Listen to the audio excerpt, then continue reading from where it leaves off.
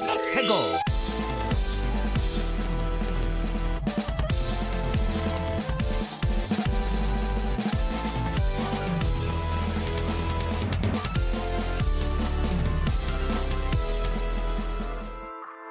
Hello and welcome to another episode of Ferret 64 with me, your host, Yemmy the Ferret. Ferret 64 is, of course, the one-stop shop for video game news, occurrences, first impressions, and so much more.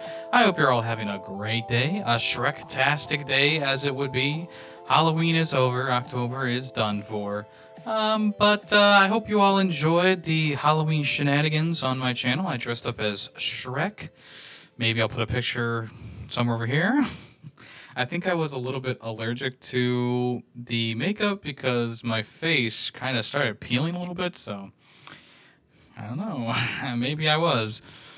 I have a huge stack of games and stuff to go over for the monthly edition of What Have I Picked Up This Past Week. We also got a ton of news. Well, I guess maybe not a ton of news, but some big news stories from this past week. And of course, I always got to talk about what I've been playing and what's coming soon. So strap in, buckle up. We're going to roll out to the first section of the show, which is What Have I Picked Up This Past Week? All right, I'm going to go through my stack of games before I get to the other things that I have picked up this week. First up is Shadow of the Damned Remastered Edition, whatever it's called. Hella Remastered. Hella Remastered. This came from Limited Run Games. I ordered this a while ago, as you usually do. I had to open the case because the disc was loose, which is kind of annoying because I wanted to keep it wrapped up until I wanted to play it, which is probably going to be next year for Halloween. I've been waiting to pick this one up. It's World of Goo 2. This is the physical edition. They released this through a third-party distributor, but it came to Best Buy. I haven't really read through any of the stuff in there. This one I did keep sealed, but I am planning on opening this one because I was excited to try it out, play around with it, because I did like World of Goo 1. Super Mario Jamboree, we picked this up this past week. The game is in my, hold on, I gotta take this code out of here, is in my Switch. But the inside is nice there. Really enjoy that. Like that. I'm still playing the game. It came with a 3-month free subscription to Nintendo Switch Online. So that could be an incentive for you if you want to check this out. I talked a little bit about it a couple of episodes ago, maybe an episode or two ago. So if you want to check out any thoughts about that, that'll be then. I'll probably talk about this more after I finish it, which I'm getting there. This is a game we streamed this past month that I have a physical copy of. That's Bayonetta 3. I probably already showed this one off in a different video, but yeah, Bayonetta 3. I already talked about it in a podcast episode a couple episodes ago, so I'm not gonna talk about it again here. This one that I have is a movie that we watched recently on Film Freaks, my other podcast that I do about movies. And the movie was called Reign of Fire, and there was actually a video game released about it. I did not buy it for $17. It was only like $5 on eBay. Inside here we got the manual and save $5 on the Reign of Fire DVD. I wonder if I can still cash that in. The movie actually takes place in 2024. Where's my dragons at? Actually, maybe the game takes place in 2024, because I think the movie was like 2019. So yeah, where's our dragons? Where's our dragons at? Come on. Another game that I picked up was more of a collection. I already owned these on Steam, but I wanted a physical version of them because, it's always nice to have something physical. Devil May Cry HD Collection, I got it for a pretty good deal on eBay, only about $10, which I said, can't really pass that one up. But I decided to grab that. I'll probably play those eventually. One of my favorite games this year is Balatro, and I wanted to pick up the physical edition of that. It's on PS5 and Switch. I'm probably never going to open this one, but you never know. There's apparently something inside here. 10 Balatro cards. Maybe I'll open up to see the cards in the future, but as of right now, Balatro. Also, Tomb Raider 1, 2, and 3 remastered. I had to open this one up because, of course, the disc was loose. I feel like that happens way too often nowadays. Inside of here was a code, but it's just for some Lara Croft gear. I don't really care about that. But I wanted to, I was going to get this digitally, but I own all these games on Steam, the original versions already. But I did want to get this because I think it's a nice collection. And of course, there's another one coming out soon. I think next year. I don't know if I showed this one off, but I did pick up Silent Hill 2. I know I've talked about it. I didn't finish it, and at this point, I don't know if I will. I'm just not, like, vibing with it, and I know that's kind of controversial to say. I will try to pick it up again and get through it, but as of right now, don't expect any miracles. I'm going to be talking about this game today, and actually the disc is inside my PlayStation. That's Life is Strange Double Exposure. I picked this up this past week. Nothing really interesting on the inside there, but I picked this one up this past week. Also, new pickup, Sonic X Shadows Generations Day 1 Edition. This came with a code for the Sonic Polygon version. It also had a Shadow... Oh, this is just an ad for the upgrade for the Shadow Generations. And it also came with a journal that had some like artwork in it and stuff like that, so I thought that was pretty cool. Also, I do want to show off the inside here. Let me carefully take some stuff out. The inside is a reversible cover, and I think that this reversible cover is pretty sweet, you know. I've played a little bit of this, but not enough to really talk about it yet, so I expect to play enough by next episode.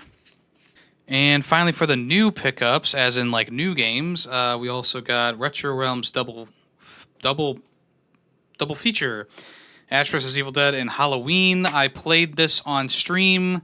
The Halloween game kind of sucked. I'm not going to lie. There was a free pack of cards that you got with it, which was pretty cool. I don't think I'm going to finish that Halloween game, even though I'm on the last boss.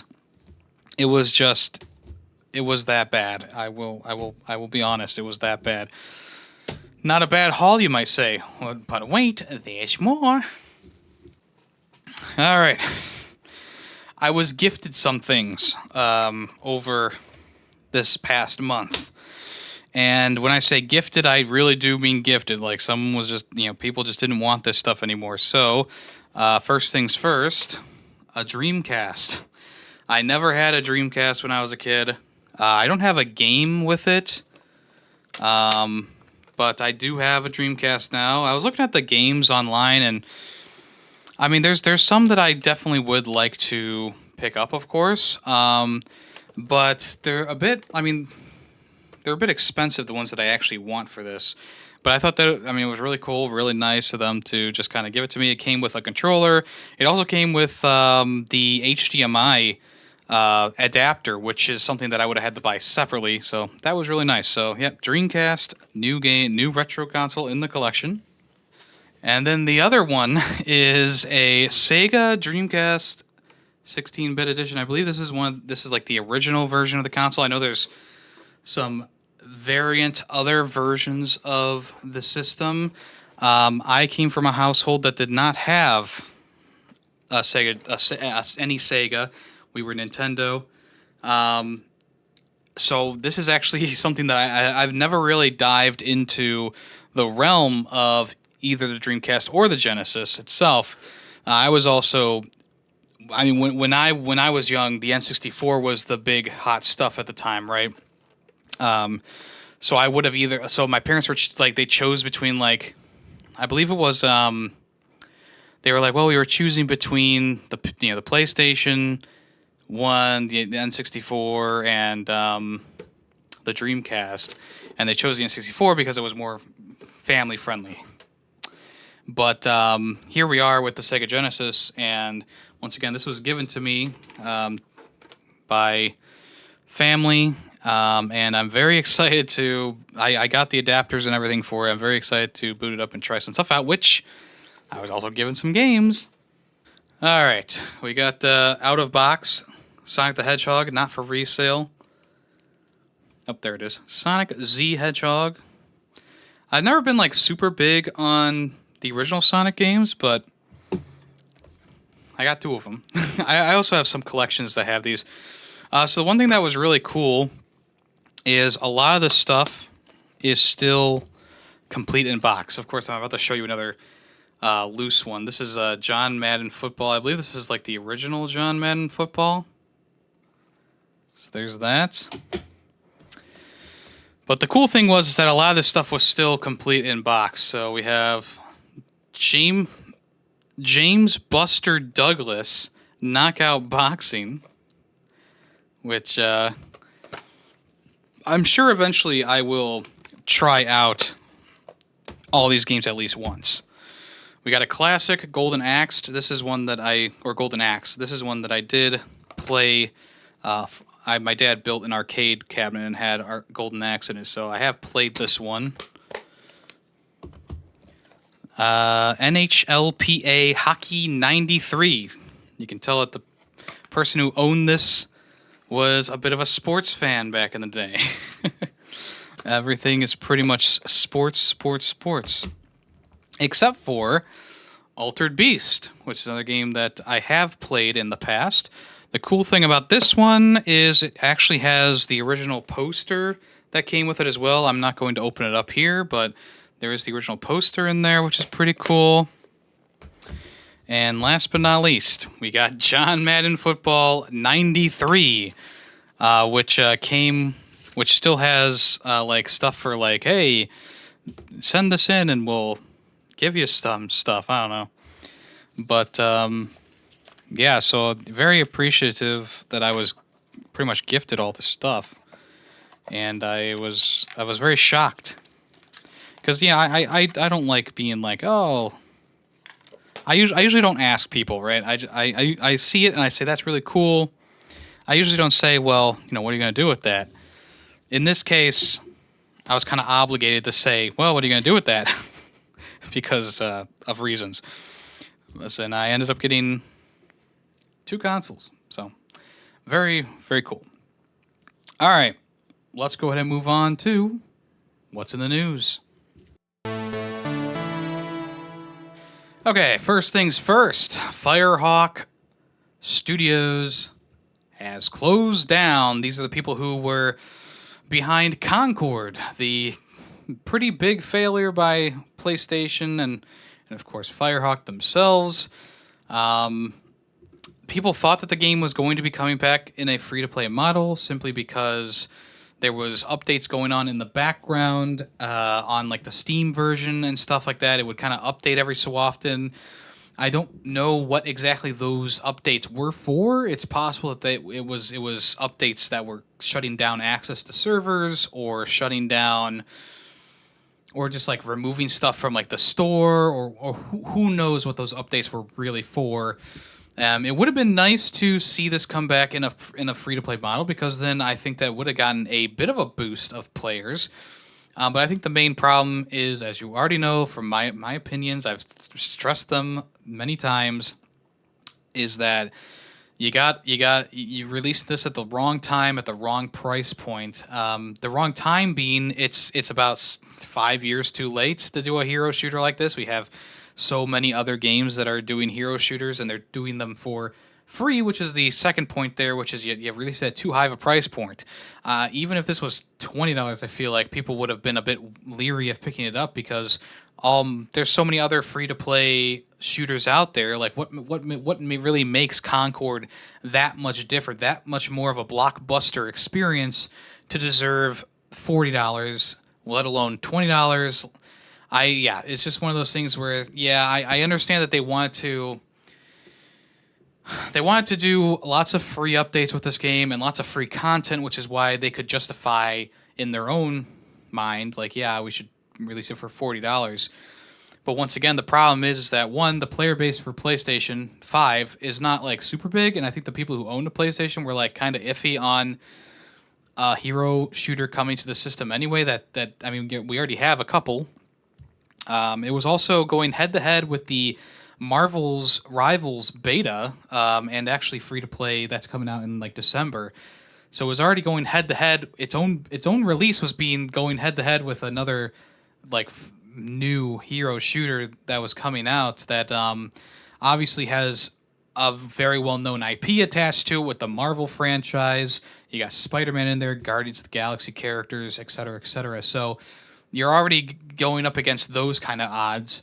And then once again, you also have like the really awful reveal trailer that made you think that it was going to be something else, like a Guardians of the Galaxy clone, but instead it was a hero shooter, which I think deflated a lot of people really fast. As soon as the cinematic trailer ended and people went, "Wow, what could this be?" They went right into the gameplay, which was it's a hero shooter. It's a 6v6 hero shooter or whatever. So I think that all culminated in why the game failed, which I've already talked about in length before, so I don't know why I'm like reiterating my point so much here, but it is really crazy that Firehawk is already shutting down. I mean, I get it, like they put out a dud and you had to take it off the market for whatever reason they did that. And PlayStation just shoved so much money into this game. I think it was estimated like what 800, not 800. 80 million, 8 million. I don't remember what exactly it was, but it was a large sum of money, which I'm pretty sure they never would have made back, even if the game did sell well. Like let's say, we'll be generous, 500,000 copies flew off the shelves day one. I don't think it definitely wouldn't have recouped its losses anyway. But with the studio closing down, 172 people are losing their jobs inside of Firewalk. If you don't know, Firewalk was bought by Sony, and because Sony had so much faith in this IP that they were building, they decided to just kind of keep funneling money into it. That's kind of was the downfall there. A statement from Firewalk. Firewalk is signing off one last time. Firewalk began with the idea of bringing joy of multiplayer to a larger audience. Along the way, we assembled an incredible team who were able to navigate growing a new startup into a team during a global pandemic, build a new customized next-generation FPS engine in Unreal 4 and then into 5, delivering top-tier gameplay feel, beautiful worlds, and performant 60 FPS. Manage an acquisition integration while readying technical and preliminary tests, and ultimately ship and deliver a great FPS experience to players, even if it landed much more narrowly than we hoped against its consolidated market, whatever that means. We took some risks along the way, marrying aspects of card battlers and fighting games with first-person shooters, and on those... What? Marrying aspects of card battlers and fighting games with first-person shooters. And although some of these and other aspects of the IP didn't land as we hoped, the idea of putting new things into the world is crucial to pushing the medium forward. What does it mean by card battlers? Like fighting games? Fighting games too? I played that beta. There was nothing card-based in there. And fighting games. I don't know. The talent of Firewalk and the level of individual craft is truly world-class, and teams within Sony Interactive Entertainment and across the industry will be fortunate to work with them. Please reach out to recruiting at PlayStation for inquiries. Wow, okay. And thank you to oh my gosh, I can't even finish this. What a crazy final post there. Yeah, we had these aspects that weren't actually really present in the game. And then, if you reach out to Sony and work with them, they're so good to work with, even though they're shutting us down. What a crazy finale to the Firewalk saga. Obviously, I do hope the best for the people inside the studio. Hopefully, they find new jobs, either in development or in the development area or wherever they want to go to. Hopefully, they find new jobs, and hopefully, it's lucrative for them. But this is just a unfortunate puzzle that fell apart very quickly. Pieces went missing very early on, and it's also really sad that this is the first release for the studio. It was given quite a big bump by a very big studio, and it's just so unfortunate to see it crash and burn the way that it did. I think I mentioned this the last time I talked about Concord, but there's a really good video out there that is the death of the game, which is by Nerd Slayer, I think. death of the game, Concord. Him and his research team went through just every little piece of detail that they could about the game and why it failed, and ultimately, he went into pretty much everything, touched into every single area.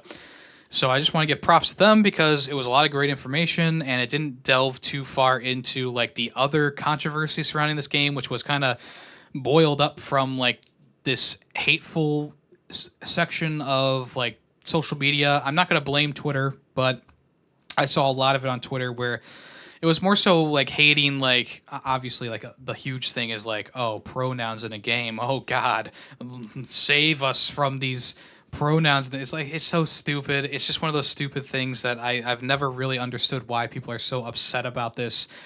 That being said, it is sad to see the studio being closed down. It's been interesting, I guess, to live through some video game history, and actually be here at the forefront talking about it. I guess that is interesting for sure. And in a video game climate that is kind of mixing around ideas, it is interesting to see Sony try and jump into like a genre like this, just kind of out of the blue. And they've even confirmed that they want to keep working with live service games, even though this one failed so heavily. And I just can't get behind that. I mean, they already shut down so many games this past year with the Last of Us multiplayer game and whatever. And it's like, well, why would you think that it's a good idea to keep dumping money into these live service games? You know what sells. You have the sales numbers for things like Horizon and God of War and Ratchet and Clank. You have all that stuff there. You have it right in front of you. You can see all the numbers. It's these solo single-player experiences with sometimes with a multiplayer experience put onto it. I'm not going to say tacked on, but put onto it, that have been working and have been selling. Look at Uncharted 4. It had a multiplayer mode and a single-player mode. Both did very well. Uncharted 4's story was really well received, and the multiplayer was fun. Not the best multiplayer ever played, but it was fun, So it's one of those things where it's like, okay, what if Concord released and like it was half a Guardians of the Galaxy-esque, swap out characters with different abilities while you go through a campaign, and half a multiplayer hero shooter. I think that would have actually sold a lot better. I probably would have picked it up day one if it had a single player mode. But the problem is that it was released at $40, which is not bad, all things considered, but it was released at $40 for just multiplayer in a genre that I think is oversaturated and that I don't really enjoy that much at all. So that's why I didn't pick it up. And I would say that there's a lot of people probably in the same boat as me where it's like, yeah, but Overwatch 2 is free. What was that? Heroes of the Storm. Whatever the Paladins free. Why are we releasing a game that's very similar to these? Sure, it has pretty great graphics. It's got pretty great graphics coming from a big time. Sony coming from a big timer. But these other sources are already releasing their games for free. So why, if you want to copy off of what another studio is doing, why not release it for free and have seasons in it? That'll keep it afloat. Probably would have kept it afloat longer than this. I know that there would have been people who were annoyed by a battle pass or whatever being attached to this, because also battle passes have become quite a big talking point in the video game world as well. So it's like you really can't win with this one, right? It's either going to be, oh, there's too many hero shooters in this genre. Why are you releasing a game that should be free to play for $40? But then on the other end, it's like, well, if you did release it for free and you added in let's just say a $40 battle pass, and then there was also a free version of the battle pass with microtransactions in it as well, people would also been complaining about that too. So it's really a double-edged sword there. Also, in connection to this, Sony has shut down Neon Koi, which was renamed from Savage Studios this past year, I think in 2022, so it's been a couple years. They purchased the studio back in 2022, and they were a mobile division. They were making games. They were going to be making games for mobile. And I believe they did some work on Concord. They helped out on Concord, And probably just because they lost so much money with this Concord thing, the 38 people who work at Neon Koi were let go, and the studio was promptly shut down. Herman Holst from PlayStation came out in a statement and said, while mobile remains a priority growth area for the studio business, we are in the very early stage of our mobile efforts. To achieve success in the area, we need to concentrate on titles that are in line with PlayStation Studios' pedigree and have the potential to reach more players globally. With this refocused approach, Neon Koi will close and its mobile game action game will not be moving forward. I want to express my gratitude to everyone at Neon Koi for their hard work and endless passion to innovate. Here's an idea. Give them Ratchet and Clank, okay? Have them make a Size Matters-esque mobile game and release it for like $15, $20 in the App Store, or have a PlayStation version for $20 as well. Problem solved. Hey, I got an idea.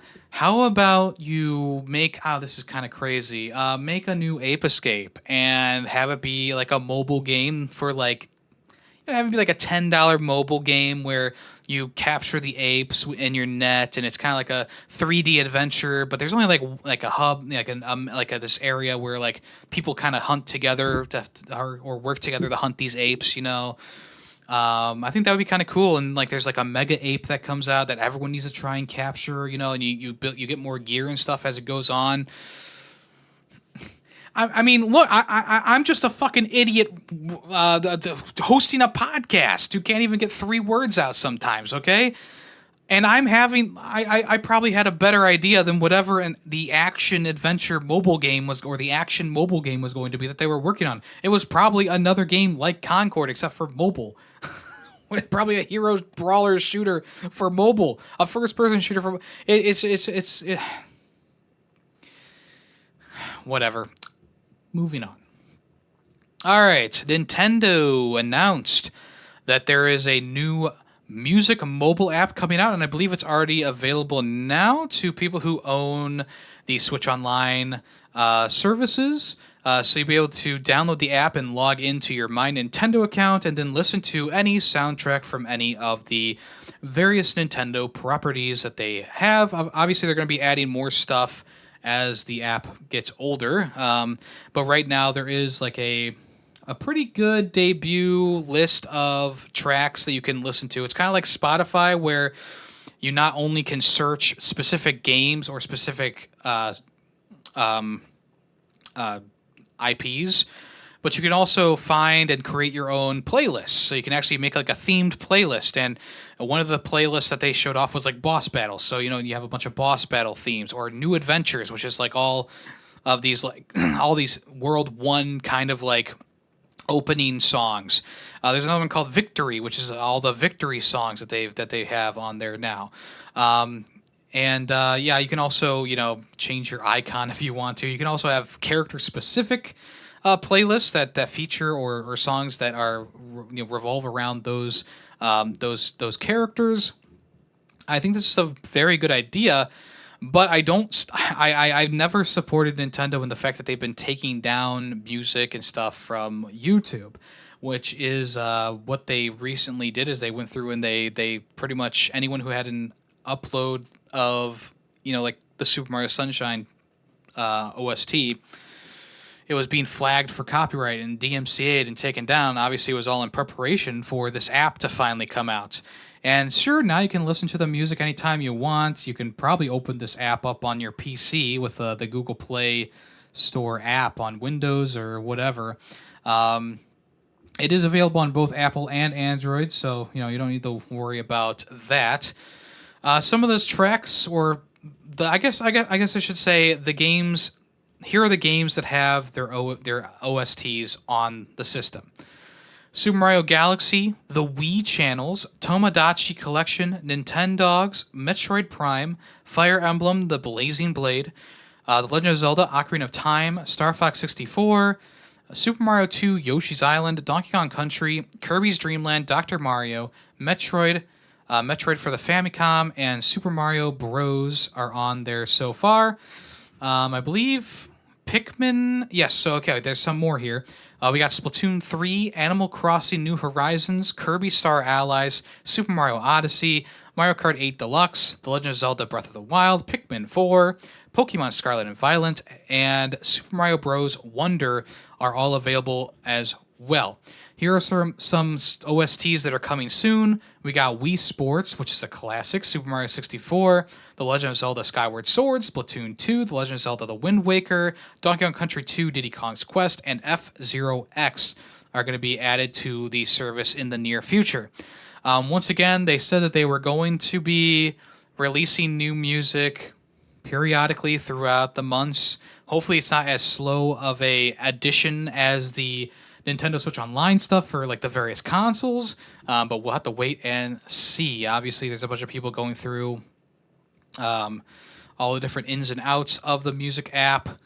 You can link Nintendo's music to external speakers, of course. You can download tracks individually or download a playlist for offline usage.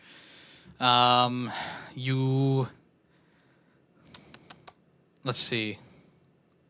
I guess you can extend Nintendo Music. So Nintendo Music can be extended for 15, 30, or 60-minute increments.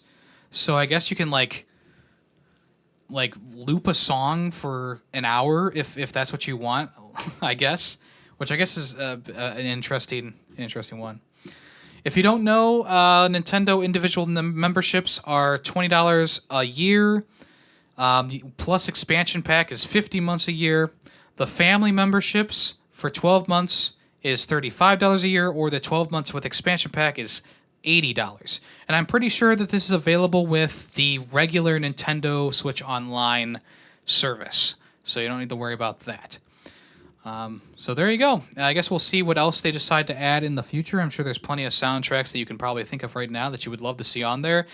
Earthbound, Donkey Kong 64, Banjo-Kazooie. I could definitely see them adding a lot of stuff on there. Obviously, there might be some stuff that they will never add on here, like some of the more niche stuff, like Chibi Robo or something like that. But, I guess we'll see. It's nice that they've added in the Wii Channel soundtracks. I think those are always those have always been bops. Like, think of a more outstanding soundtrack for a console. I think the Wii was always the best at that. So yeah, if you want to check that out, like I said, it is available downloaded now if you have a Nintendo Switch Online subscription. The Wolverine game lost its lead developer. He went to join the Perfect Dark team for Xbox. So this actually happened in summer. The head developer and creative director, Brian Horton, left the Wolverine project and went to the Perfect Dark title that's coming from Xbox. He also served on Marvel's Spider-Man and Ratchet & Clank Rift Apart. Why he moved over to Perfect Dark, it's not exactly sure, but there is a rumor going around that there were creative decisions around the game that he did not agree with, so he declined, so he moved over. Sony has declined to comment on the claim, however, so we don't know how much of that is true. I'm sure maybe something will come out in the future. Mike Daly is the new director for Marvel's Wolverine. Speaking to a Game File representative, Brian Horton will hold the same creative director role on Perfect Dark, allowing him to bring his wealth of experience to the upcoming reboot of the classic Secret Agent series. So, we'll see how that goes. We'll see if this also... I'm sure it won't hurt anything for Wolverine to lose its lead creative director. I can only speculate as to what I think could possibly be the reason why he left due to creative differences, as was rumored, and I can only ascertain that Sony wants to keep the Marvel games rated T, and or Marvel has instructed them to keep the Marvel games rated T, not allowing them to go into the M-rated category, and maybe because of the expectations being put on Wolverine to be like a rip-roaring game like the old Wolverine Origins game, maybe he doesn't want that weight on him because he'll probably be fighting that the whole way through the development process. But then again, that leaked footage of the early version of the game did leak, so and we saw him ripping through people. So I don't think that's the reason, but I think that it might be. Maybe there's a little bit of truth in there somewhere, possibly. But I don't know. Like I said, that's just speculation for me. But good luck on the Perfect Dark team. That did look kind of cool when they did that. I think it was a cinematic trailer that was in first person. It did look kind of cool what they maybe were concepting or whatever. So we'll see how that turns out, and we'll also see how Wolverine turns out. Wolverine's not supposed to be released until sometime. I think they said 2025, but it could be pushed back to 2026 at this point. We won't know until we see more about it, but there you go. Speaking of Xbox games, State of Decay, the studio behind the game series, has announced a new era with a new logo. So State of Decay 3 released what? Oh, it's not out yet. I must be thinking of State of Decay 2. State of Decay 2 released in 2019, 2020, right? Something like that. And it was fine, it was okay. So now the developer has rebranded, and here's what they said about the new logo. So the new logo, they partnered with a company called 51 Eggs to develop a new logo. The new logo consists of an hourglass and a skeleton key. The motto etched across it is, "We've braved the darkness to discover our light, thus we are undead." The studio head, Philip Holt, said, "We're well on our way to making State of Decay 3 with a much greater level of ambition and support behind us. From a studio standpoint, I felt like we needed to take a closer look at our branding to say is the brand the way that we're presenting ourselves to the world, measuring up to what our ambitions are around what we're trying to achieve with our game." And so that was sort of the origin. The art director, Wayne Laybourne, further explained that the makeover opens up Undead Labs to the possibilities of what the studio is doing now and where it might go in the future. Nothing else has been revealed about State of Decay 3 or anything else about the logo and some of the mystery surrounding the new design. But I don't know. Sometimes look good, develop good, I guess. Look good, develop good. I know that's bad grammar, but I mean the new logo's fine. I'm not super crazy about it either. It's just one of those things that's that's a logo. I don't remember what their old logo was. I mean, who knows? But this does come pretty soon after Halo. The Halo developer was rebranded, so whatever. Okay, the last thing for the news today. It's kind of funny, but it's also, I guess, kind of serious. People who bought the Mushroom Nintendo frying pan are being warned not to use it. They've actually taken it off of shelves and down from sales. So announced by Nintendo themselves, they said that the sales have been suspended for the time being while investigation takes place. And should the firm discover anything untoward about the product, it's likely that a recall will occur. So the pan reportedly causes oil to change colors. There is a discoloration in oil when it's being burned in the pan. Now, this could be whether it's just discoloration, just that, or if the discoloration is an indication that there's something harmful being done while using the pan. Maybe the build, something with the non-stick could be affecting it. Could be a manufacturing error. Who knows? It seems like these frying pans were only being sold in Japan at the moment. They were released alongside Super Mario Party Jamborees. There's a little it's a pan. Essentially it's in the shape of the mushroom from Super Mario. So I guess we'll wait and see more about that. If you have the pan, it's officially been taken down from stores on the 25th of October. So if you had the pan, display it, don't use it. And this could also be another instance like Concord, where it's okay, we got to take these off the shelves and destroy them all because they're defective. But now, if you had that frying pan that you bought for 20,000 yen or whatever, now it's worth like 500,000 yen because it's a collector's item now. Okay, let's move on to what have I been playing this past week. Alright, so I played through the Black Ops 6 campaign. I'm officially done with it. Of course, I'm still playing zombies and multiplayer, but the campaign, I'm through it, and I gotta say, it was a really good campaign. Like, maybe IGN was a bit exaggerating with a 9 out of 10, but I think an 8 out of 10 is also a really good score for it from me personally. Like, if I was to hold this up to the other Black Ops campaigns, I think it definitely is a little bit better than Cold War, and definitely better than Black Ops 3 and 4. But I do still prefer Black Ops 1 and Black Ops 2's campaign over this one for various reasons. But the campaign is still really good.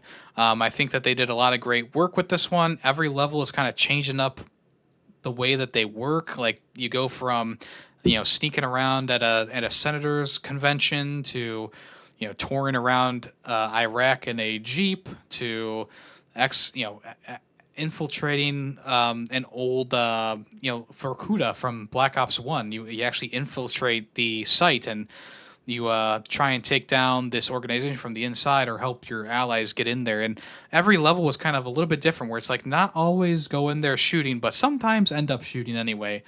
I think what Black Ops really excels at in these recent games like Cold War and Black Ops 6 is those missions where you're just kind of like undercover and you can kind of explore a building or an area, and kind of do your thing. And they kind of tease you with it at the beginning of the game with that, the senator thing, the little ball that you go to. But they really pour it on at the end of the game with that Vorkuta level where it's like, okay, now you have the ability to go out of stealth, and now you have the ability to pick up things, and obviously you still have multiple ways to complete the level, which is also really cool too. So I think that they really did a lot of good work with the campaign itself. I think that it works really well as one complete package. And this is, I think, the direction that Black Ops at least should go for in the future, where it's like, okay, have the shooty levels if you want to, have the levels that continuously mold and change as you go through it, but don't forget to have those levels that are more like espionage and stealth, because I think that's another thing that kind of got a bit lost with the Black Ops series. Was like, it's always was about like the undercover, group of guys who are specially trained going in and taking down like a specific target. Like, obviously the big thing about Black Ops 1 was you take down Fidel Castro, right? Or you try to take him down in the first game. Like, that's like the big like opening set pieces, is going to Cuba and trying to do that in the Bay of Pigs invasion. In the second game, they were taking down Menendez in the background while the Vietnam War was still going on. And in the future, the echoes of what happened in the past were coming back to haunt this group of Black Ops soldiers. And obviously Black Ops 3 kind of went a completely different direction. They went kind of crazy with it, where instead of it being about like espionage and background, Black Ops forces, it's more just like a regular Call of Duty campaign with some interesting stuff thrown in there here and there, but not really much there. And then obviously Black Ops 4 was just Black Ops through name. It didn't have anything to really do with Black Ops besides from having Woods as like the tutorial guy. But it is nice that Cold War went back to the basics and said, hey, we know you love these characters. We're going to bring them back as they should be. And they did a great job with the Cold War campaign. Like I said, Black Ops 6 is a little bit better in my opinion. I think it flows a little bit nicer, has a little bit more variety in there in terms of level design. It doesn't have like that big bombastic ending that I was really hoping for. Like, a lot of the Black Ops campaigns have like a choice or have an overarching narrative that you're working towards that finally all culminates into the last mission. But this one felt, I don't know, the final like level and sequence were just kind of like, okay, I mean, I like defending your home base. Like, I thought that was fun, but kind of interlaced between the defending sections, where these sections where you were in someone's mind. I'm not going to reveal who it was, but someone's mind, and you're going through like that Black Ops horror inspired like mind meld palace kind of thing. And even though there were parts of that were kind of interesting, as a whole, I just didn't feel like it really landed for me.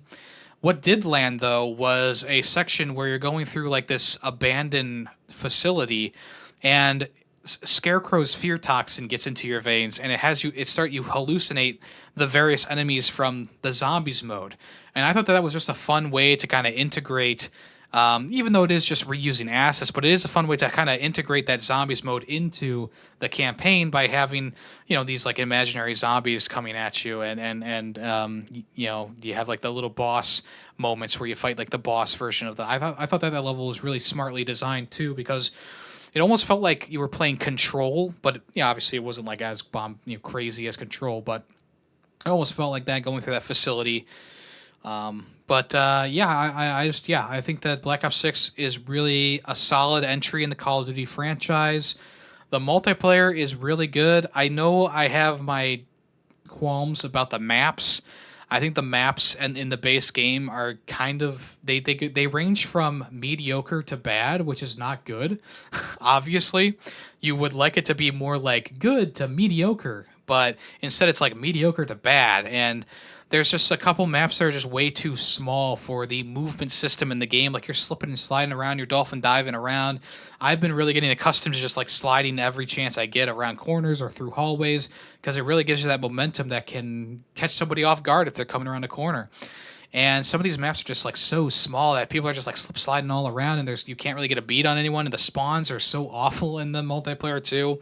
Like you keep like the spawns, especially because of how fast people are moving around. Sometimes you spawn in and you just are in front of somebody, or they're in front of you. So it's just one of those things where it's like it needs a little bit of fine tuning in there, but the core gameplay experience for the multiplayer is still fun at the end of the day. I would give the Call of Duty Black Ops 6 campaign like a 4.5.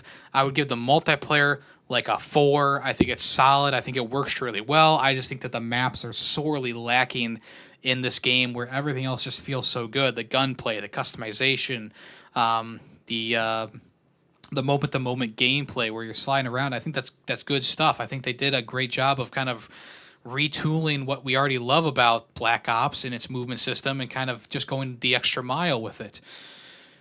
The reason why the game still is one of the better Call of Duty experiences out there is because the zombies mode is actually worth playing for like the first time for me in a very long time.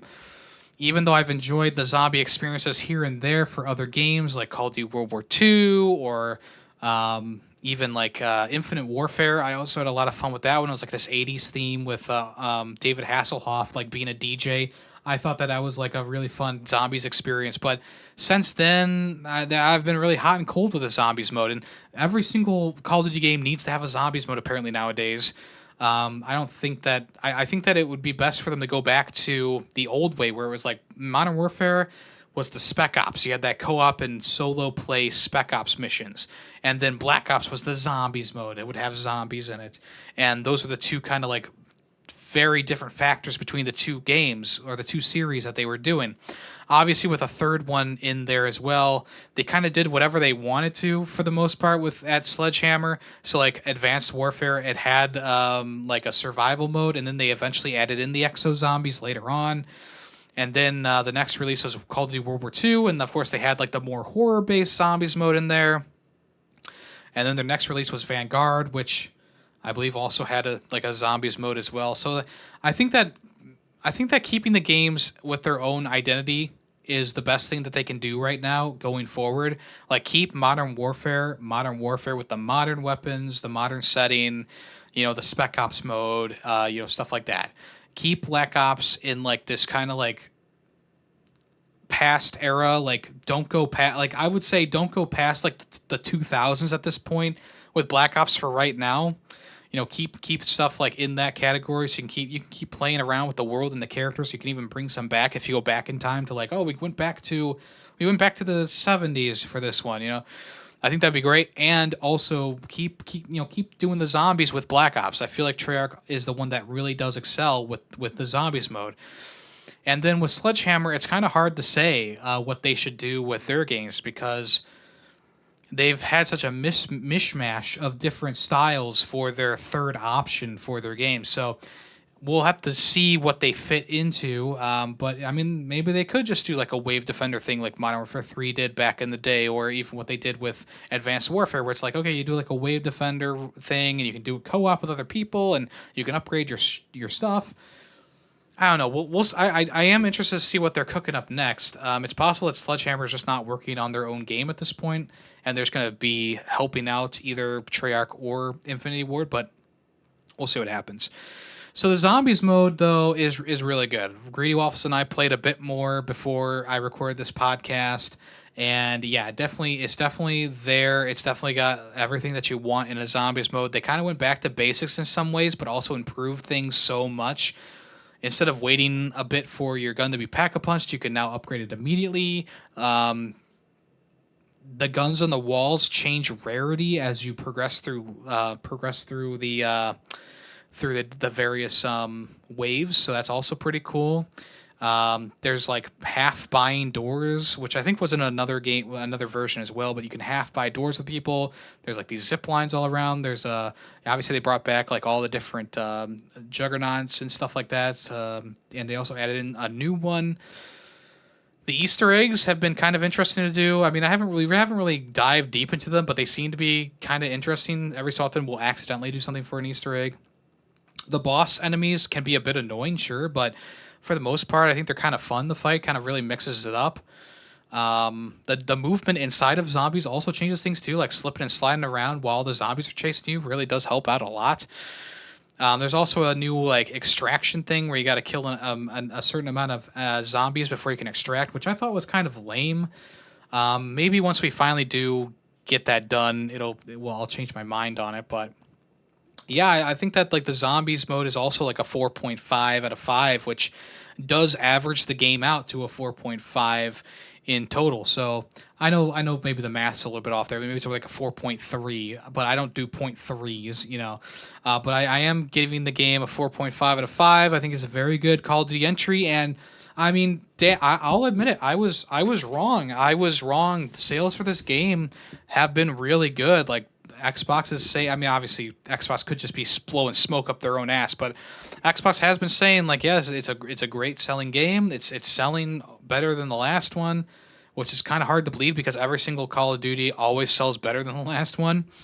But I guess I can kind of see it for this one, even though they obviously lost a fair amount of sales due to it being on Xbox Game Pass.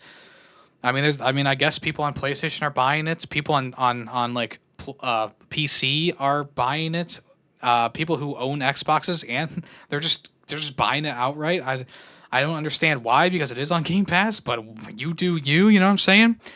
The only thing that's bugging people right now on the PC is that you have to log into I think you have to like download the Activision or the Blizzard app, right? Which is like that what's it called, BattleNet, and then you have to launch the Call of Duty launcher, and then you have to launch the game. People are kind of annoyed about that on PC. I'm kind of annoyed with that too on the Game Pass version for PC. But yeah, and right now Nuketown was added in, and there's the Nuketown 24/7, and there's double XP all the way until like November 5th at this point, because there was some sort of like cap that they accidentally put on the XP gains. So they're doing a lot of stuff right, and there's just a few things that this game needs to tighten up to really make it the best Call of Duty experience. But I don't think I would ever go that far. But it's up there. It's a great Call of Duty experience, and I mean, I always like, even with like when Modern Warfare 2 showed up on my top 10 list, it was kind of a surprise thing for me too, where it's like I feel kind of weird putting like, I have all these like beautiful games, and they all these like indie games, and I have some AAA games on there that are like one in a million type games, and then I also have like Call of Duty. And it's like,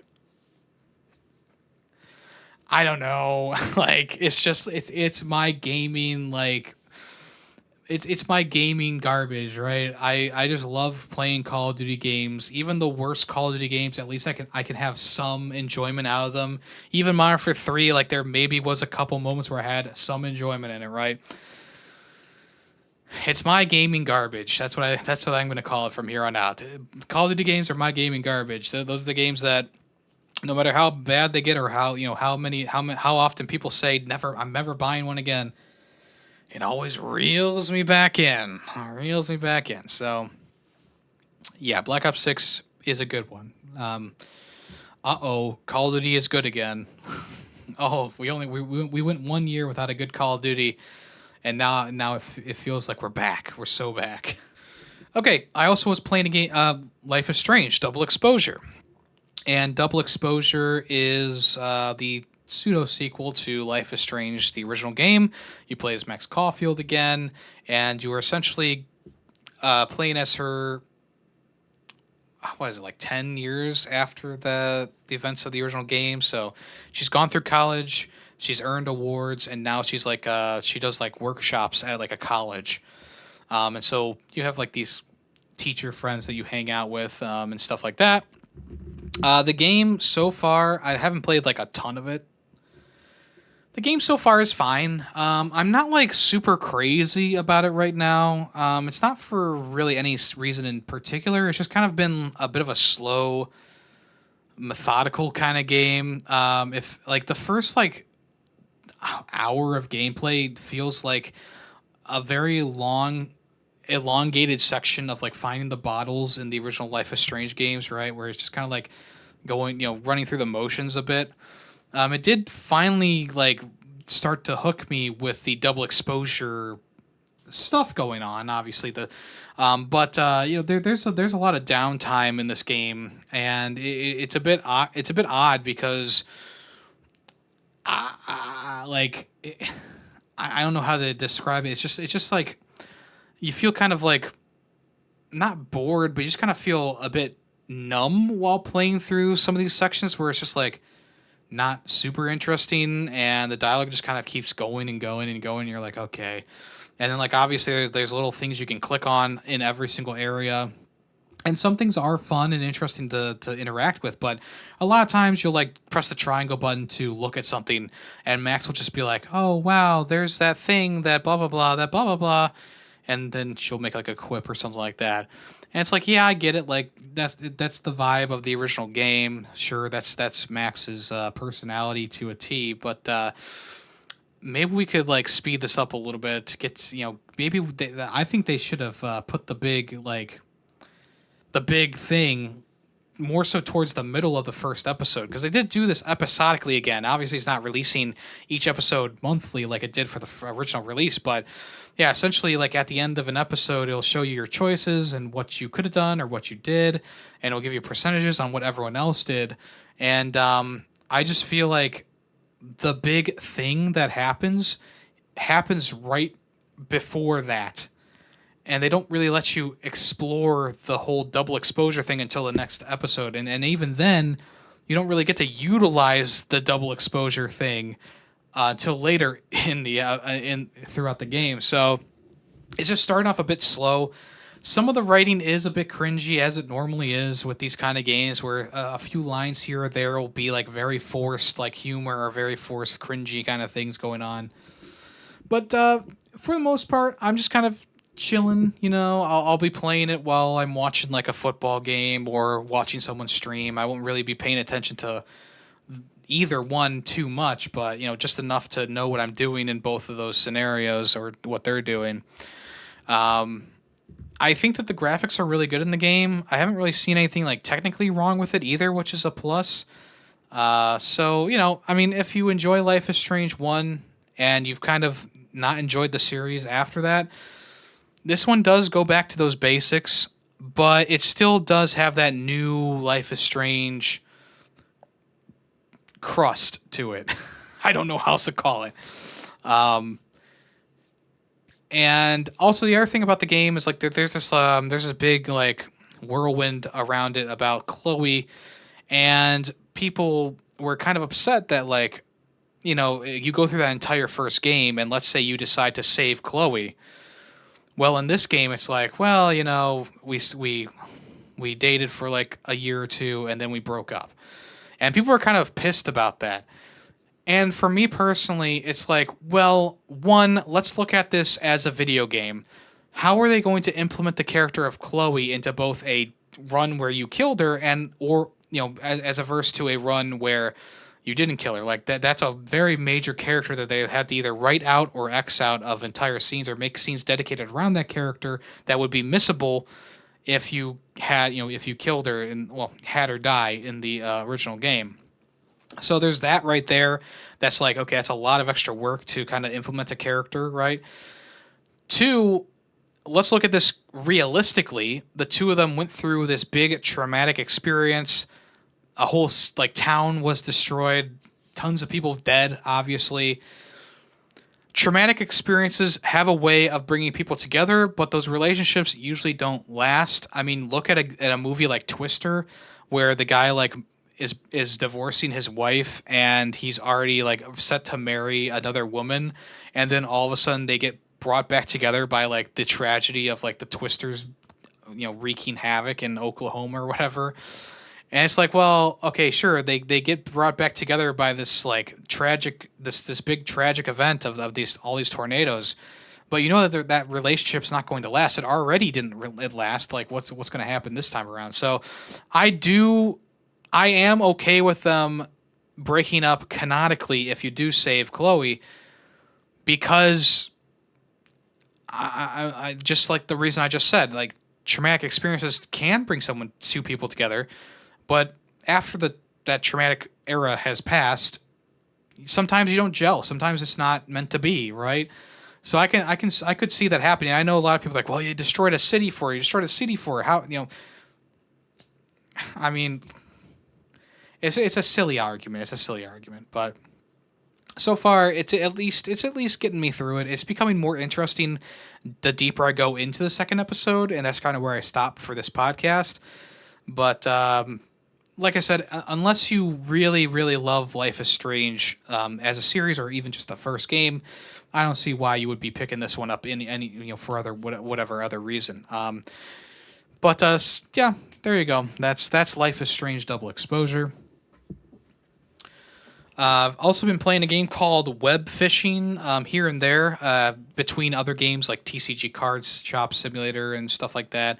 Webfishing is like this server-based multiplayer game where it's all about fishing and fishing with other people and catching fish and selling them and getting new items and leveling up your character and getting new stuff for the area that you're in, this little park that you fish in.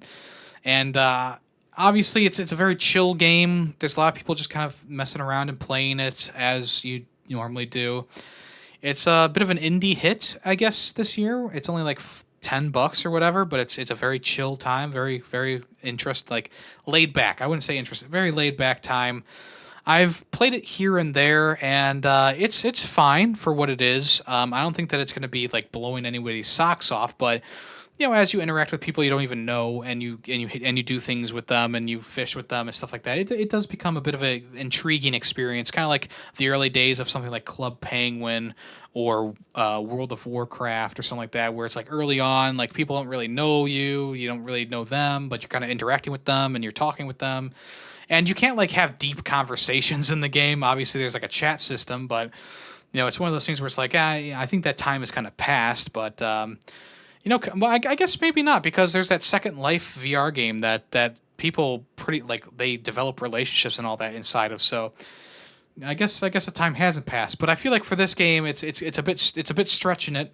I don't think the player base is there for something quite like what the other games that I've mentioned. But it's still a good time, a chill time. Once again, I don't know how much of it I'm going to play, but I think it was fun to pick up and try out and see how it is. And it is pretty fun to catch fish and sell them and stuff like that. I don't think it's a bad gameplay loop by any means, but it's just something that I don't feel like will have a lot of longevity to it in the long run for me personally. And then on stream this past week, we had a bit of a couple duds on Halloween Day. I played that Retro Realms Halloween game, and even though it had the vibes, it just didn't have anything else. The gameplay was pretty bad, the level design was pretty bad, the boss design was bad, and I ended up not beating it. We also played Baldi's Basics, which was more of a meme thing. I knew I wasn't going to finish it, but it would have been nice to maybe be able to mark that off of my list. But I played around with it for a little while. The maximum number of notebooks I got was 5, And I said, okay, that's that. I wasn't into that at all. And I know there's people who viciously love Baldi's Basics. I don't know why. It's not even as good as Slender Man in terms of like anything. But whatever.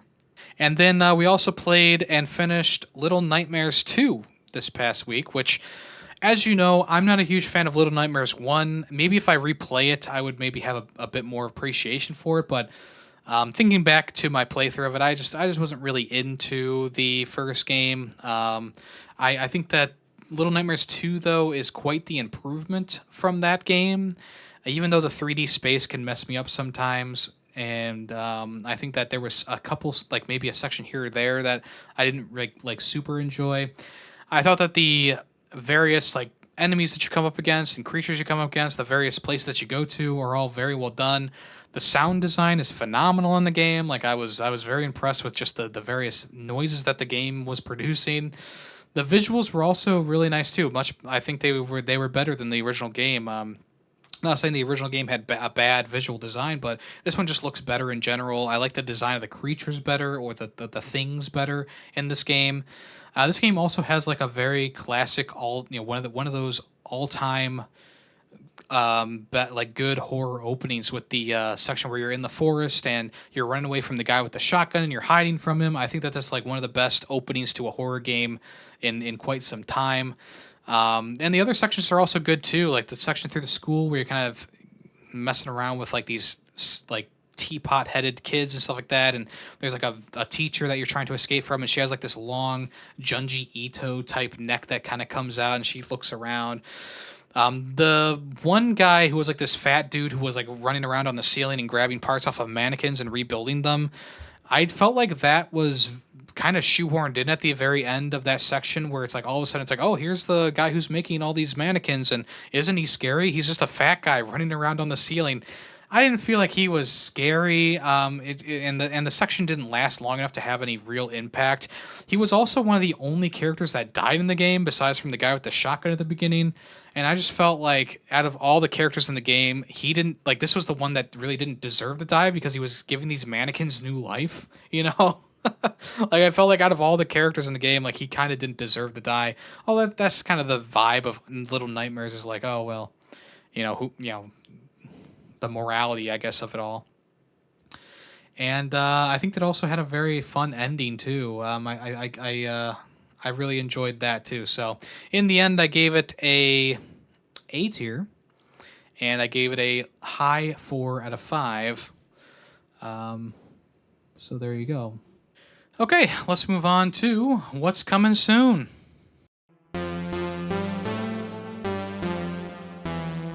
Speaking of Little Nightmares, great segue, Yemmy.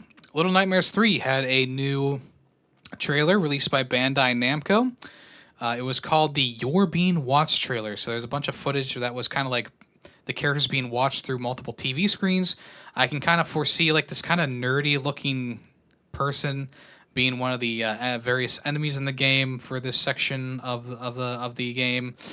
And it did showcase the characters like running around. It seems like maybe you'll be able to swap out their masks in this one instead of their hats, but it's hard to really say without seeing the game. One of them also has like a wrench on their back, so I'm wondering if, because it's going to be more of a co-op experience, maybe one person has like like the wrench ability to be able to twist bolts, and the other person will have like the ability to pick up and throw things. I don't know. It's just one of those things that kind of speculating about it right now, but it does look like it's going to be pretty good. You can play with an AI or a friend, so if you don't have someone to play with, you still can play the game by yourself if you so desire. And the game is still slated to be coming out in 2025, so if you want to check that out, there you go. In the same vein of things, in the horror genre, Metro Awakening VR got another gameplay trailer on PlayStation's YouTube channel. This one was 7 minutes of kind of unedited gameplay, but kind of a little bit edited gameplay. Essentially, it's like the first half of the gameplay was walking around the Metro, and how they kind of do it in most Metro games, where it's like you see the world and you interact with the people, and you see like how living in the Metro is.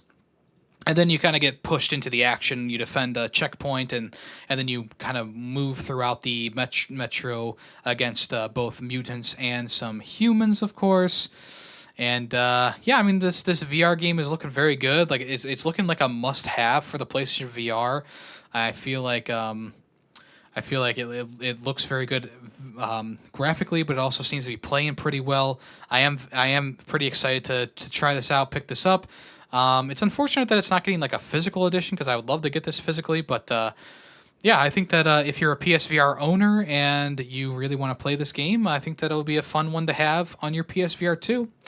I don't think there's going to be anybody specifically buying a PSVR 2 for this game, but maybe with the price drop, hey, maybe someone will ask for it for Christmas or like that. But the full game comes out this coming week on the 5th of November, so I should be talking about it next weekend, and unless something comes up and I'm not able to play with the VR. But I think this is going to be a game that I'm kind of itching to play this one. It looks pretty good. Okay, the new Astrobot Speed Race or Speed Run is available now. I have not had time to play it myself. Maybe I'll play it here after the podcast and talk about it next week. But by next week, the next one will be out too. So, this one's called Spring Loaded Run, and it actually has the frog hands. Use the frog hands for this one. So I don't really know how speed runny this one will be compared to the last two. But it does look pretty fun. You springboard and use the frog hands to do your various things. And I'll talk about it more obviously next week. Next week's run is called Helium Heights, which will probably be using maybe the the one where you like blow up Astrobot into like not a bubble, but like a balloon. So maybe that'll be utilizing that. These speedrun levels have been really good so far. I am excited to try this one out eventually, which will probably be later today or tomorrow. Fortnite. You know I don't talk about Fortnite a lot on here because it's not a game that I enjoy. But there are a lot of people who do enjoy the game, so sometimes you just got to talk about it. The latest update for Chapter 2 Remix is arriving, and it'll include some hip-hop characters like Snoop Dogg, a new version of Eminem, and Ice Spice will also be there. There will also be a free skin based on Juice WRLD to celebrate his legacy. Rest in peace. The latest update was an announcement as part of an IRL surprise of content in New York City. So I guess maybe they're adding like a New York City style place in the game, or something's going to be happening in New York City, downtown New York City. Well, I guess we'll see. Also, there will be a new drivable vehicle, 1966 Cadillac DeVille. You'll be able to drive that around the map. Also, a new cosmetic known as the Kicks will debut. You'll be able to customize your character with Jordans, shark shoes, and more. So I guess shoes are going to be separate from the outfits now, which will just pile on the money for Epic Games here. Kind of crazy. I don't know how much the shoes will be, but I hope that they are not more than like $1 a piece, because that would be kind of freaking insane if they were like $5 for a pair of shoes that you barely see when you're playing the game. But I digress. Croc and the Legend of the Gobos Remastered is getting a physical release, which I already pre-ordered. There's a regular version of the game for PlayStation 5 or Switch, but there's also a deluxe version of the game as well coming from Rocket Games. So they partnered up with Argonaut Games to release the physical version of this, and I think the collector's edition is very nice. So the deluxe edition. Or no, this is the collector's edition. The collector's edition is very nice.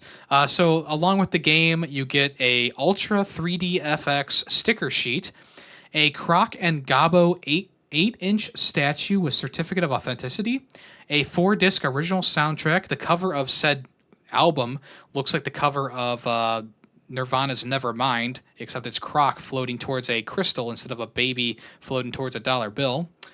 A double-sided poster will be included, and a classic Croc keychain. So that's pretty good. The collector's edition is like $130. The regular version of the game is $40-ish. And the pre-orders will be available from now until December 10th, and I believe the game launches officially in December. Either that or it's releasing digital soon and physically in December. I'm not sure, but yeah, I think that's a pretty cool collector's edition. And I already pre-ordered my my physical copy of the game, so I'll be having fun with that when that comes around. Mario and Luigi Brothership is coming out next week as well on November 7th to celebrate the imminent release. Nintendo put out a Mario and Luigi Brothership Yo Ho Bro Sea Shanty. And it sounds pretty good. I mean, it's a sea shanty, so you kind of know what to expect, the sing-songy nature of those. The background music video, I guess you could call it, was pretty fun, showing off the various places and locations that you're going to go to. There's some of the mini games that you'll be completing with your brother, some of the special moves and attacks you can do as well. I think this is looking like a very strong Nintendo release. I think that people will be pleasantly surprised with this one. I know that the Mario and Luigi series was kind of gone for a little while, but it did have its fans, and I am hoping that people, maybe if they're Nintendo fans and they love Mario, hopefully they give this one a try because it is looking very, very good. So, yeah, there's that. If you didn't know, the Pokemon Trading Card Game Pocket Edition launched worldwide this past week on Tuesday. It already has 48 million downloads and counting as of this article is being written. So on October 30th, the app was released. You can rip open booster packs, collect digital cards, and build 20 card decks to battle with. Streamlined rules for fun and fast action. There are microtransactions in this game, like I said there would be. You have to get gems to get packs, extra packs, stuff like that. Obviously, there are ways to play this for completely free with no need to buy anything. But of course, if you want the best cards, you got to open up the most packs. All right. Yeah, it's available for Android right now in specific regions, and also I believe it is available on Apple as well. The download is 188 megabytes with a 312 megabyte update when you launch the title in-game. And I mean, I'm not saying the cards themselves look cool. Like, obviously, there's some really cool looking cards in here. Don't get me wrong, but I am a bit leery about how the practices will come to effect with the pricing and stuff like that of the various. Xenoblade Chronicles X Definitive Edition has been confirmed for Switch. So this is one of the last Wii U games that has not been ported over the Switch. Really, the only thing remaining is Star Fox Zero at this point, which I would like to see a remade version of that with better controls, because I think the rest of the game was at least decent. But Xenoblade Chronicles X Definitive Edition is going to launch on Nintendo Switch on the 20th of March 2025. It'll have updated visuals and additional content. It'll also mark the final port or re-release of Xenoblade for the Switch, meaning that the entire series is now playable on one console. The original game launched in 2015, and people say it's the best spin-off of the mainline series that has been for a video game, which is, I don't know, whatever. The official breakdown from Nintendo, Xenoblade Chronicles X Definitive Edition features your character at the center of an action in a standalone sci-fi story. Customize your avatar's looks and class to your liking and choose from a wide variety of options in a comprehensive battle system that's as deep as you want it to be. Once you have proven yourself to the Blade organization, you can unlock powerful Skell, your giant customizable mech that's proficient in exploration and combat to assist you in your adventures across Mira. So I believe pre-orders for that are already live now on Amazon and various other places. So if you want to check that out, and if you're a Xenoblade fan, there you go. Metal Slug Tactics has a 20-minute gameplay breakdown on Dotamu's YouTube channel, and I think it's looking pretty good. It's also going to be available on Xbox Game Pass day one. So if you're kind of leery about the game, I don't know about this, you can try it out for no additional cost on Xbox Game Pass, the base version of that, which is very nice. If you don't know what this is, it's a tactics-based Metal Slug game, so it kind of retains the pixel art style of the original games and a lot of the enemies from the original games, but of course it's kind of mixed up in a tactics way of doing things, having you turn-based tactics and stuff like that. The gameplay looks solid enough, and it kind of reminded me a little bit of that Mario and Rabbids game, honestly, but I think that looks good either way. If you want to check that out, like I said, that'll be available on November 5th which is a bit too close to Mario and Luigi Brothership in my opinion. But they're released on November 5th, and like I said, it's also coming to Xbox Game Pass if you want to check it out there. Nintendo Switch Online has added 2 more mature N64 games to the system. So you can play Shadow Man, which is a kind of a deep cut for the N64, and Turok 2, Seeds of Evil. Both of them are playable right now on the Nintendo 64 mature 17+ collection of games. So if you want to check that out, you need to be an Expansion Pass member. Callus played Turok 2. He said that it was one of the best games he ever played. No negative comments whatsoever. I'm being facetious. And Shadow Man, like I said, I've never played it, but it is a bit of a deep cut for the system. I know that for sure. And I think it's a bit of a weird one too. If you want to check that out, that's a nice addition too. And then here are the games that are coming to PlayStation Plus for November 2024, the Essentials tier. You'll be able to start downloading these on the 5th of November next week, or this coming week. Ghostwire Tokyo, Hot Wheels Unleashed 2, Turbocharged, and Death Note Killer Within. If you want to check out any of those games. Hot Wheels Unleashed 2, I never got around to getting, but I'm glad that it's coming to me through the Essential service, because it did look pretty good. I mean, I liked the first game, but it was a bit boring. I think this one added in enough stuff to make it not boring. Ghostwire Tokyo I never finished, but it was cool. It was cool for what it was. It's interesting that this game was also released for free on Epic Game Store right before this, and it just got taken off of Xbox Game Pass. So it's one of those things. It's like it feels kind of like disingenuous to put it for free on PlayStation because it's already been free on so many other places. And then this Death Note game, Killer Within. I don't know what this is. It looks like a toy-based game. I have no clue. It kind of reminded me of Among Us there for a second. It originally came out. Actually, this is a day one release, 11/5/2024. So I bet that they're putting it on to PlayStation Plus Essentials so that the most people that you can get are playing it, because it is it looks like a multiplayer who did it kind of game. Let me see what this says. Death Note Killer Within is a online social deduction game for up to 10 players. Players will be split into 2 teams with different objectives. To win the game, players need to figure out each other's identities and either eliminate L, who threatens Kira's power, or seize the Death Note. Enjoy a battle of wits as Kira and his followers, or an L as the investigators in the world of Death Note. As equally matched opponents, the 2 teams clash to control the game while hiding their true identities from each other. The Death Note is hidden among the players, leading to the thrilling game of cat and mouse until one team overpowers the other. So this might be a good, I played it once, got a victory, marking it complete type game. Because I don't see this having any longevity after it's done with PlayStation Plus. But hey, you never know.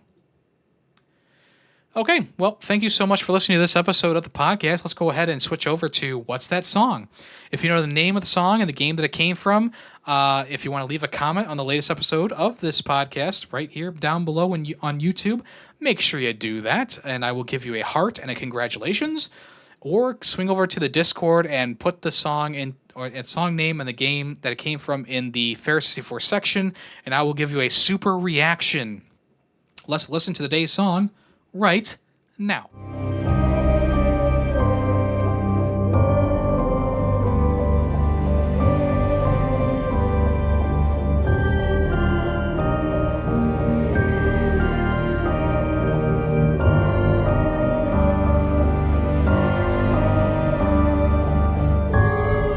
Okay, if you know the name of the song and the game that came from, let me know in the places that I told you to. All right, folks, thank you so much for listening to this episode of the podcast. I hope you enjoyed. I also stream on Twitch Monday, Tuesday, Thursday, and Friday. Right now, it's dealer's choice. Anyone who's a part of the Discord can suggest a game for me to play, and I will try to get to it. Right now, we're playing Army Men Sarge's Heroes for the PS1. Once we're done with that, we'll be moving on to the next game on that list that people gave me. Also, I run a podcast called Film Freaks with a Z, where we talk about movies. The latest episode is about Coco from 2017. The next episode is going to be about Starship Troopers, which will be released in about 2 weeks. And then also, if you want to check out the VODs channel, all the re-uploads of my streams are put there. Lots of content to sift through if you so desire. Also, I've been running a new weekly recap for football games in the NFL under the Football Ferret YouTube channel. So if you want to check that out, just type in Football Ferret on YouTube and it should pop right up. My latest recap of Week 8 is available right now. All right, y'all. Have a good rest of your day. I am Yemmy the Ferret, and I am out of here. I'll talk at you next week. So long. The Ferret 64 podcast is owned and edited by Yemmy the Ferret. Small sound clips used throughout the podcast were made by Yemmy the Ferret. The song in the intro and outro is Nightshade by Adhesive Wombat. The Ferret 64 logo was made by Player2P2. News sources include PushSquare.com, NintendoLife.com, and PureXbox.com. All opinions, video game related, are my own. Thank you for listening.